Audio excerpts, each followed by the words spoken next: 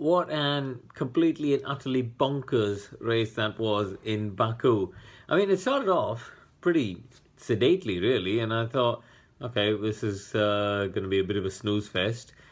And then we had the safety car, and it all just went completely nutso. You know, I'm not quite sure where to begin. I suppose I could go team-wise. That might be a way to dissect it, because I'm not quite sure how else you're going to talk about. There's a talking point for pretty much every single team on the grid.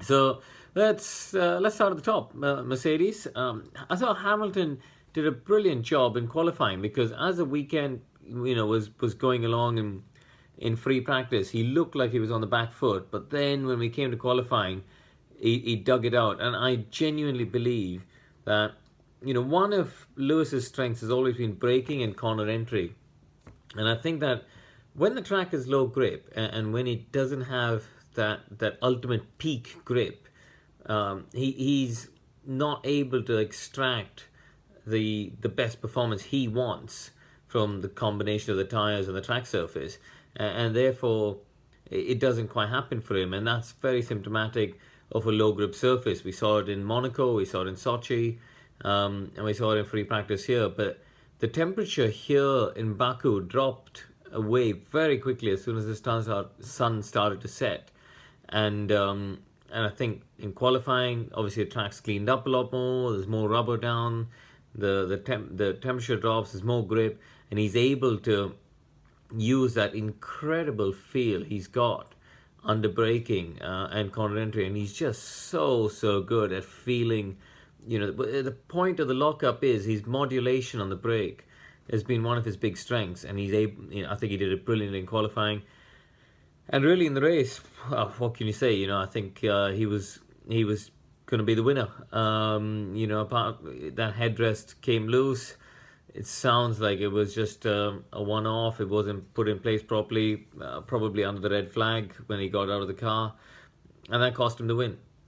Really one of the big talking points of the race has got to be that incident with Vettel under the safety car. That was something, that we saw a slightly unusual situation. I think, it's Lewis's prerogative to control the pace. So it's absolutely up to him to decide how fast he wants to go or how slow he wants to go under the safety car once the lights are out and you're leading the restart. And he did hold a constant pace. Initially, I thought not, but when I watched the replay back a couple of times, he did hold a constant pace. And in the end, I think he slightly wrong-footed Seb. Seb went to the back of him, which is just one of those things. It's always tricky on the safety car, cold brakes, cold tires, and I think that was okay. But then afterwards, when Seb sort of sideswiped him, I guess is the only word you can use, and that was just out of order, and I think they were right to penalise Seb at that moment.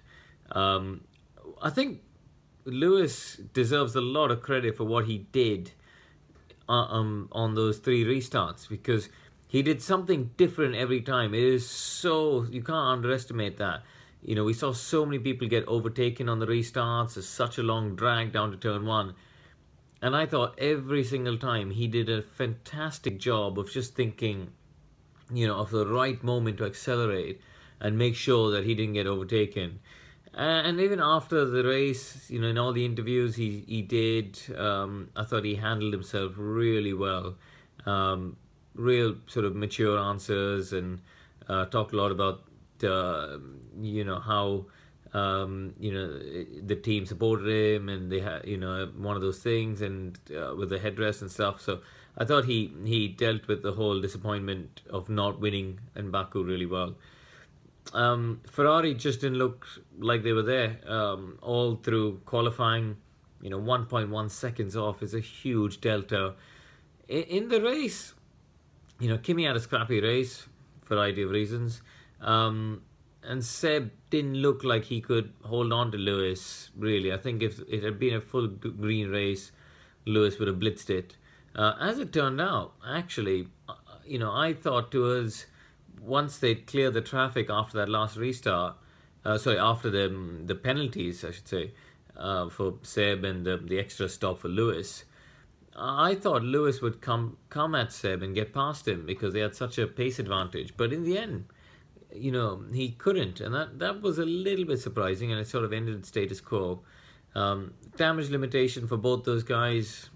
I think the gap going into and out of Baku has sort of stayed the same, within a couple of points. So that's not. It's just another race ticked away, really. So no real big loss. And I think for Sebastian, it's worked out better than obviously if they'd finished 1-2, in which case Lewis would have gained 7 points. So yeah, I think Seb can count himself lucky. A few other mentions of teams. Let's go down the list. Red Bull, obviously, great win for Daniel Ricciardo. Max will be absolutely gutted because he would feel this is a race he should have won. And that's 3 races in a row, I think. Monaco, Canada and Baku, that he's genuinely looked like he's had more pace than Daniel. He's looked like the faster of the 2 Red Bull drivers all weekend. And that's 3 races in a row. Monaco, the pit stop strategy didn't work out for him. Canada, the car broke down when he was in 2nd place. And here, again, I think he should have been the one to inherit that win when Sebastian and Lewis, took themselves out of the reckoning. So he'd be pretty gutted with the way that worked out for him. But anyway, Daniel, great win. It's always nice to see his big smile on the podium. Great race for Lance Stroll. I think he's done a really, really good job all weekend.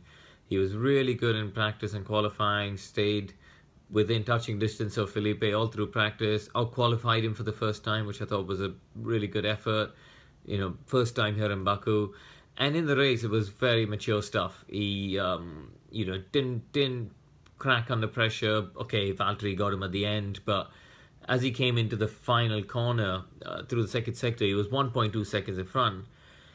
That's just a combination of slipstream, a Mercedes engine cranked up to the hilt, DRS, and that was enough for Valtteri to get him by a 1/10 of a second. But I think Lance should be really proud of the way he dealt with the pressure all through the race, and I think he, hopefully that'll be I think Canada was a turning point for him, and hopefully this will be another one to just boost his confidence even more. And I think he did a very good job all weekend.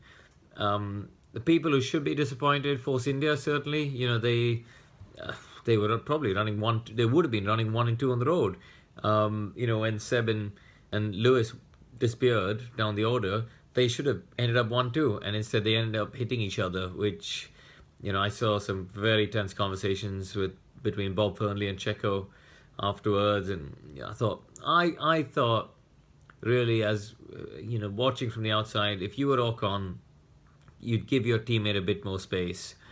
And I think we saw the after effects of Canada, where obviously there was a few issues there between them. And I think if Canada hadn't happened in that way between those 2 teammates, maybe Ocon would have been a bit more respectful of Checo. But in the end, Ocon didn't leave him much space, and I think they ended up hitting each other, which was really bad for the team. That was a big haul of points that they left on the table. Nico Hülkenberg will be another one who'll be really disappointed. And, again, the place that he hit the wall was really odd.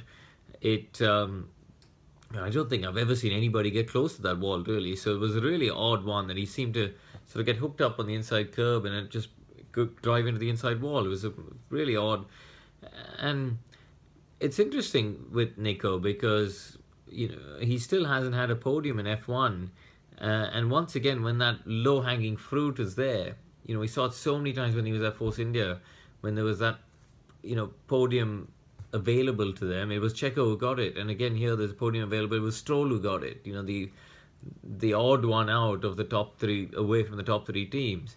And Nico's never been able to capitalize for whatever reason on those big results, and he'd be pretty disappointed with the way today panned out because he was in for a good haul of points. Which would have been useful for Renault.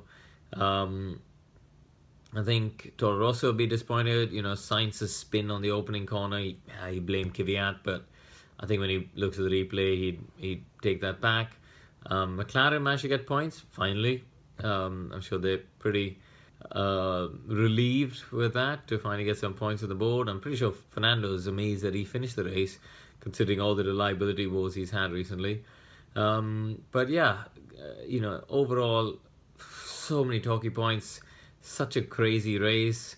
And I suppose in many ways, this is the race that we were expecting to have last year in Baku. Street circuit, extremely high speed, there was plenty of overtaking, and a very, very unique challenge. So, yeah, I think it certainly delivered plenty for the fans.